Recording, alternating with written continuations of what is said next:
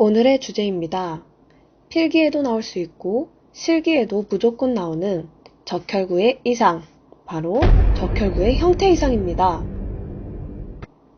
앞서 배운 적혈구의 크기나 염색성 이상에 대해서 배우셨나요? 그렇다면 그것을 바탕으로 적혈구의 형태가 어떠한가에 따라서 그 혈구들의 특징과 어떤 질환이 있는지 보도록 하겠습니다.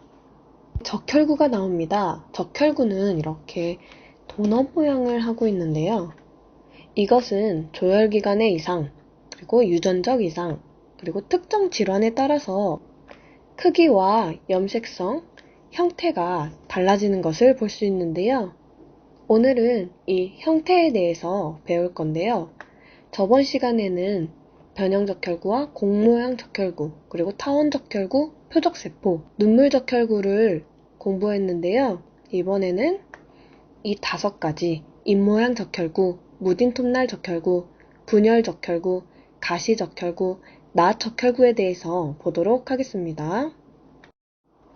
다음은 형태 이상. 먼저 입모양 적혈구입니다. 입모양 적혈구는 구용어로 구순적혈구, 영어로는 스토마토사이트라고 합니다.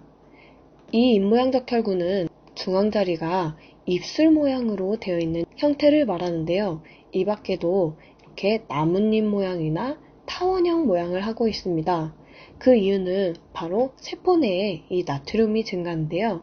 세포 내에 나트륨이 증가를 했다는 것은 나트륨, 칼륨 펌프의 그 기능 조절 문제로 인해서 세포 내에 나트륨이 빠져나가지 못하고 이온의 균형이 맞지 않기 때문에 이렇게 나트륨 증가를 볼 수 있습니다.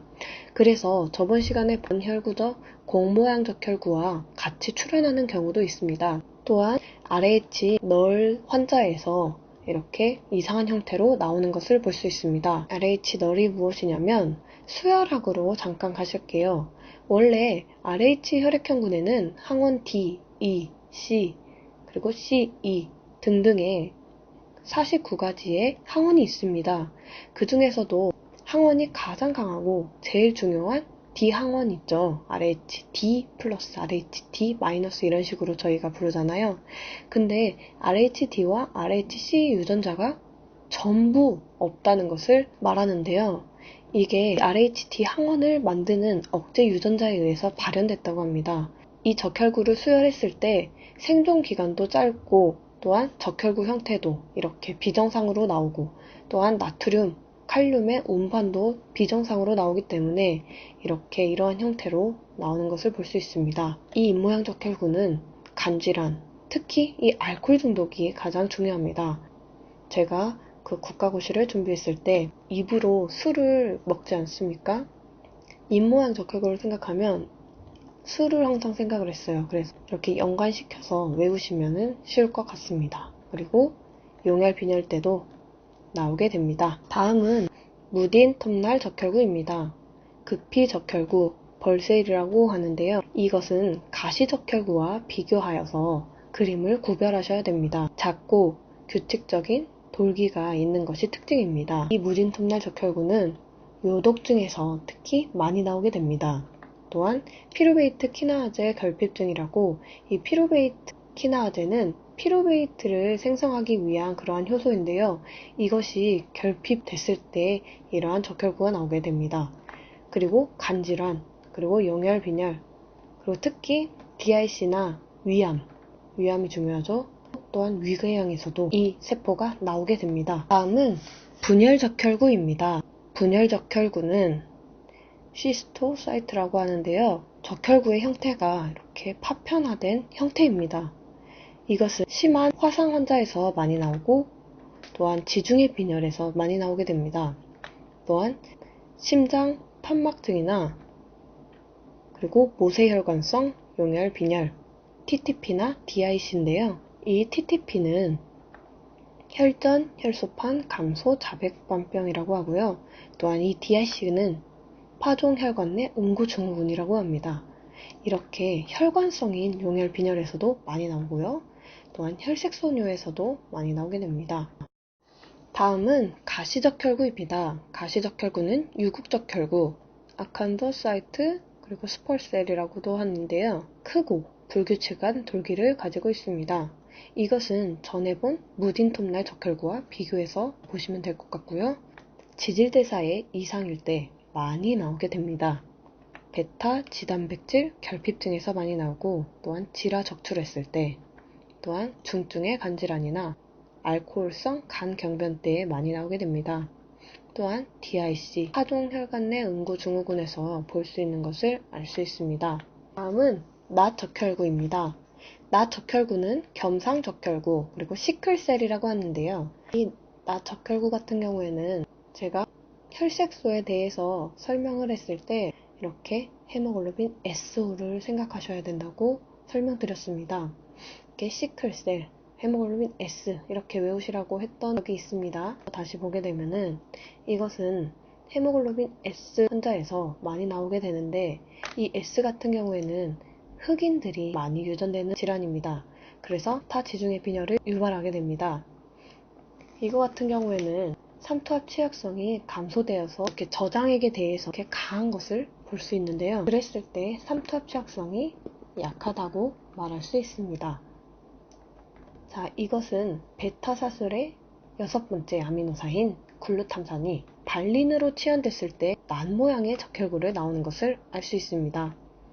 자, 다음은 추가적으로 적혈구의 분포 이상에 따른 이상 적혈구를 두 가지를 살펴보겠습니다. 플러스로 적혈구 분포의 이상 적혈구입니다. 적혈구 분포의 이상 적혈구에 대해서 보도록 하겠습니다. 이 연전 현상이라고 하는데요. 염주 현상이라고도 합니다. 이것은 적혈구가 동전처럼 이렇게 누워있는 형태로 이렇게 이어지는 것을 볼 수 있는데요. 혈액 도말이 두꺼운 경우에도 보이기도 합니다. 하지만 아이디아존이라고 엄청 잘된 혈액 도말에서 보일 경우를 말하는 것입니다. 두꺼운 도말일 경우에는 위양성 응집 반응이라고 할 수 있고요. 이 위양성이라는 뜻은 원래 음성인데 거짓으로 나오는 이제 양성이라고 합니다. 멀티플 마이엘로마에서 많이 나오게 됩니다. 이게 바로 다발성 골수종, 또한 마크로글로불리미아에서도 많이 나오는데요. 이것은 고글로불린 혈증, 그래서 이 고글로불린 혈증에 의해서 ESR의 증가 요인이 됩니다.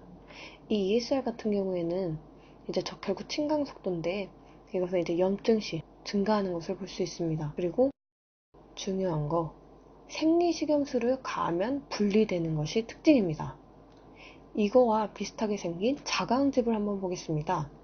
이 자가응집은 이제 자기응집이라고도 하는데, 이제 적혈구의 항원항처의 반응입니다. 항원을 갖고 있는 적혈구를 이제 서로 응집하려고 하는데요. 쉽게 말하면 적혈구가 하나 있는데 이것에 대해서 자기가 본인이 항체를 만드는 것입니다.